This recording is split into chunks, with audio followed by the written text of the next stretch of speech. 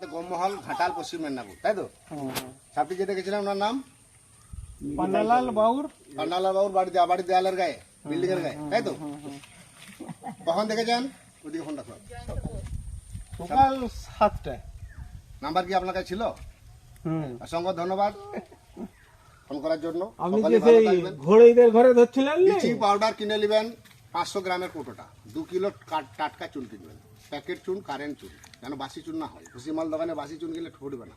1 kilo চুনে 250 bleaching দেবেন, 3-4 litre জল বালতি দিয়ে দেবেন, দেখবেন টকবক করে ভাত ফোটার মতো ফুটে যাবে। ফুটে যাওয়ার পরে আরো 7 লিটার জল দেবেন, দিয়ে বাড়ি মেঝেতে, বাড়ি আউটসাইডে অন্তত মাসে একবার দেন। 20-25 দিন ছাড়া দিলে আর ভালো হয়, বিশেষ করে আপনাদের বন্যা এরিয়া। আরশোলা পোকামাকড় বিচের সঙ্গে সঙ্গে মারা যায়। না, এগুলো বন্যা হয়নি তো আমাদের। বাঁধ ভাঙলে ভালো তো আপনাদের জল বর্ষার জলেই ডুবে। তার মানে তো বন্যা এরিয়া না। প্রত্যেকটা বিছানে লাফথলিন দিবেন। সবচেয়ে ভয়ঙ্কর সাপ হচ্ছে সাইলেন্ট কিলার, কালাজ বা কালচিতি বা ডগনাচিতি। ওরা বিছানে ঢুকে যায়। প্রত্যেকটা বিছানের ভিতরে 6টা 8টা 10টা করে লাফথলিন দিবেন। কাপড় চুপড়, আলমারি, সিঁড়ি লাফথলিনটা দিয়ে রাখবেন।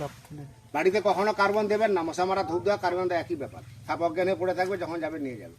সাপে কামড়ালে দ্রুত হসপিটাল। ভয় করবেন না, ওঝা গুণের কাছে যাবেন না, বাঁধবেন না, কাটবেন না। আমি Jahangir Mondal, wild life rescuer. সাপটি রেস্কিউ করে নিয়ে স্যার, এটা খুলো।